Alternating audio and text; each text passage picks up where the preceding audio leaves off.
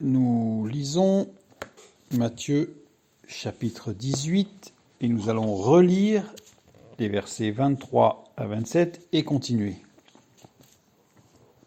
C'est pourquoi le royaume des cieux est semblable à un roi qui voulut faire rendre compte à ses serviteurs. Quand il se mit à compter, on lui en amena un qui devait 10 000 talents. Comme il n'avait pas de quoi payer, son maître ordonna qu'il soit vendu, lui, sa femme, ses enfants et tout ce qu'il avait, et que la dette soit acquittée. Le serviteur, se jetant à terre, se prosterna devant lui et dit « Seigneur, aie patience envers moi, et je te paierai tout. » Ému de compassion, le maître de ce serviteur le laissa aller et lui remit la dette. Nous avions vu que ce serviteur, par manque de sanctification, ne connaissait pas son maître. Il y a un point qui est important, c'est le verset 26. Le serviteur, se jetant à terre, se prosterna devant lui et dit. Il est écrit « Seigneur » et « patience ». Or, ce mot « Seigneur » n'apparaît pas dans les manuscrits anciens. En fait, il ne l'appelle pas Seigneur au départ. Donc on voit bien qu'il n'est pas du tout, il ne reconnaît pas ce maître comme son Seigneur, en fait. Voilà. Et il ne se rend pas compte, nous l'avions vu, de la dette. Continuons donc au verset 28. Après qu'il fut sorti, ce serviteur rencontra un de ses compagnons qui lui devait 100 deniers. Il le saisit et l'étranglait en disant « Paie ce que tu me dois ». Son compagnon, se jetant à terre, le suppliait, disant « Aie patience envers moi et je te paierai ». Mais l'autre ne voulut pas. Il alla le jeter en prison jusqu'à ce qu'il ait payé ce qu'il devait. Ses compagnons, ayant vu ce qui était arrivé, furent profondément attristés et ils allaient raconter à leur maître tout ce qui s'était passé. Alors le maître fit appeler ce serviteur et lui dit « Méchant serviteur, je t'avais remis en entier ta dette, parce que tu m'en avais supplié. Ne devais-tu pas avoir pitié de ton compagnon, comme j'ai eu pitié de toi ?» Et son maître, irrité, le livra au bourreau, jusqu'à ce qu'il eût payé tout ce qu'il devait. C'est ainsi que mon Père céleste vous traitera, si chacun de vous ne pardonne pas à son frère de tout son cœur. Nous allons revenir un tout petit peu sur le premier passage, pour y voir quelques petits points.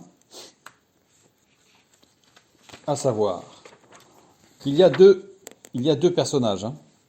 Il y a le maître, nous avions vu que c'est Dieu, Dieu Tout-Puissant, et il y a un homme. Il y a un homme à qui on vient parler, et c'est Jésus. Jésus-Christ, le Fils de Dieu. Au verset 25, comme il n'avait pas de quoi payer, je reviens un tout petit peu sur ce point. Ici, la négation, mais est une négation relative. Ça veut dire que ce n'est pas qu'il n'avait absolument pas moyen de payer, mais c'est qu'il n'avait pas moyen de payer, et cela indique un manque de volonté, de réflexion et d'investissement personnel pour payer. Ça veut dire que ça faisait un moment, en fait, qu'il ne s'était pas investi, ce qui rejoint ce que nous avions dit par rapport à son manque de sanctification. Et dans ce texte, on voit en fait, par ce biais, que ce que souhaite le maître, en réalité, c'est de l'acquitter, cet homme, ce serviteur. En fait, il va tout faire pour essayer d'amener ce serviteur à réaliser qu'il a besoin d'une grâce. Mais ce serviteur va le refuser, puisqu'on a vu, il va compter sur ses propres forces pour payer ce qui est impayable, puisque nous avons vu que sa dette représentait à peu près 164 000 ans de travail. C'était donc impossible. Après, cet homme sort. Le verbe sortir ici sort de sa présence, verset 28. Exerkomai, qui veut dire sortir, quitter, mais qui métaphoriquement désigne toujours le fait de quitter une assemblée, mais de se séparer de l'assemblée, c'est-à-dire de sortir de l'assemblée, de la quitter complètement. Et là, on nous dit qu'il rencontre un de ses compagnons. Alors d'abord, ce n'est pas un de ses frères qu'il rencontre, c'est un de ses compagnons, c'est-à-dire quelqu'un qui n'est pas considéré comme son frère. Et le verbe rencontrer ici est quelque peu mal traduit parce que le verbe qui est traduit par rencontrer veut dire trouvé après enquête. C'est-à-dire il a cherché à rencontrer. Parce qu'on a l'impression qu'il l'a rencontré un peu par hasard. Alors que, littéralement, le texte montre que il a cherché à le rencontrer. Donc, et il le trouve forcément. Et cette personne lui devait 100 deniers. 100 deniers, c'est 100 jours de travail. Donc, on vient de lui remettre 164 000 années de travail.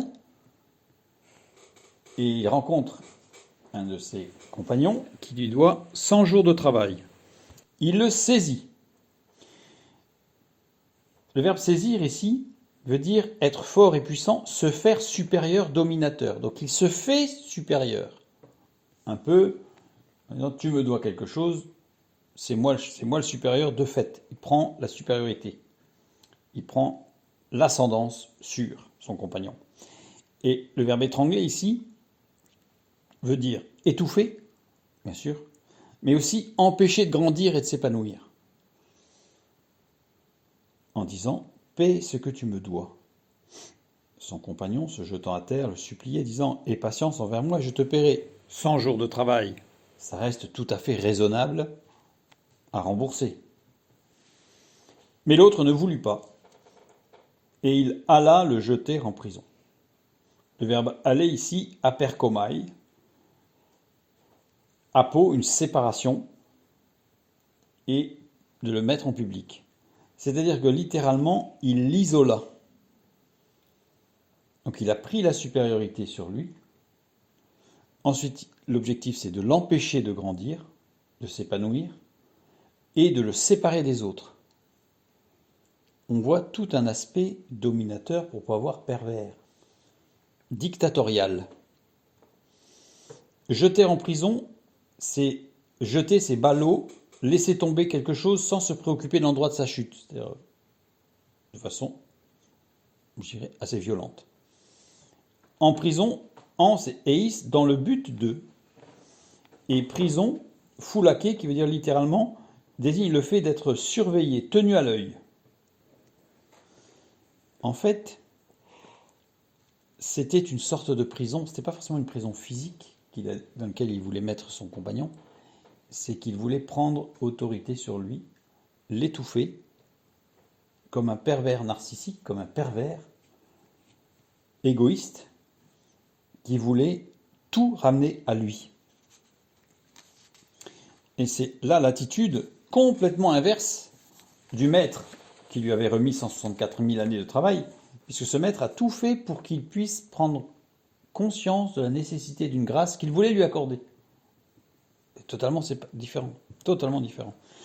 Et donc, il nous dit qu'il livra au bourreau. Le bourreau ici, basanistes, qui vient du verbe basanizo, veut dire deux choses. Soit désigne l'action des puissances démoniaques, soit l'emprise des sens dans l'existence. C'est-à-dire qu'en fait, il voulait lui couper de sa dimension spirituelle.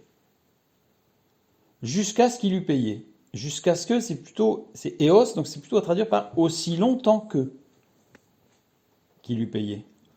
Et apodidomi, payer, acquitter, remettre, justifier. Tout ce qu'il devait au Phéilo, c'est devoir de l'argent, mais métaphoriquement, c'est se montrer docile et soumis. Donc tant qu'il ne se serait pas montré docile et soumis, eh bien il l'aurait empêché de grandir, il l'aurait séparé des autres. On voit toute la manipulation sectaire de quelqu'un qui veut se faire supérieur aux autres et prendre autorité sur les autres pour les couper de la vie spirituelle. Terrible. Mais là, le maître va intervenir. Le maître va intervenir puisque, justement, ce n'est pas parce qu'il n'a pas remis la dette fondamentalement, mais on a bien compris, c'est l'attitude de prise d'autorité alors qu'il n'y avait pas lieu, qui va faire que cet homme va se retrouver à nouveau devant le maître, mais cette fois-ci ce ne sera plus le roi, ce sera le juge. On a vu que c'était le roi et le juge, le terme qui était traduit par maître, le roi. Et là il va se retrouver devant ce juge et qui va lui dire justement, qui va lui reprocher qu'il n'a pas pardonné. C'est-à-dire qu'il a pris autorité, parce que ne pas pardonner, c'est vouloir prendre autorité sur l'autre pour empêcher l'autre de s'épanouir. Parce que le pardon est une puissance qui libère. Le pardon, c'est ce qui permet à l'autre de grandir. Refuser de pardonner, c'est refuser qu'il grandisse. C'est prendre d'une certaine manière autorité sur lui pour qu'il ne puisse pas s'épanouir spirituellement. Restons sous les regards de notre Maître en Jésus-Christ, afin que nous puissions être, nous aussi, des libérateurs en pardonnant et en devenant des acteurs passifs de ce que Dieu, de la grâce de Dieu, pour que notre frère, notre sœur, puisqu'il s'agit de ceux, les frères et sœurs, puissent retrouver l'épanouissement spirituel.